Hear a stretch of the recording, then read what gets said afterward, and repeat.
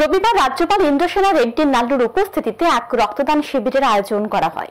Association of service engineers of ত্রিপুরার পক্ষ থেকে এদিন রাজধানীর সুকান্ত একাডেমি অডিটোরিয়ামে অনুষ্ঠিত হয় এই রক্তদান শিবির।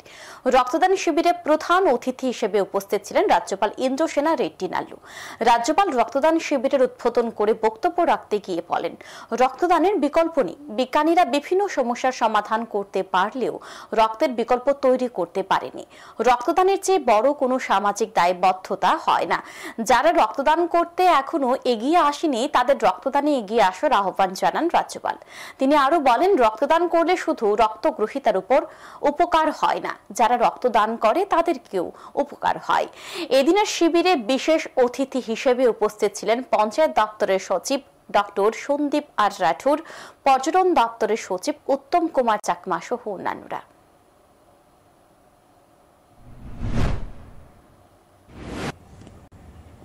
I am deeply honored to be addressing this gathering of selfless individuals who have come forward to donate blood, a precious gift that saves countless lives.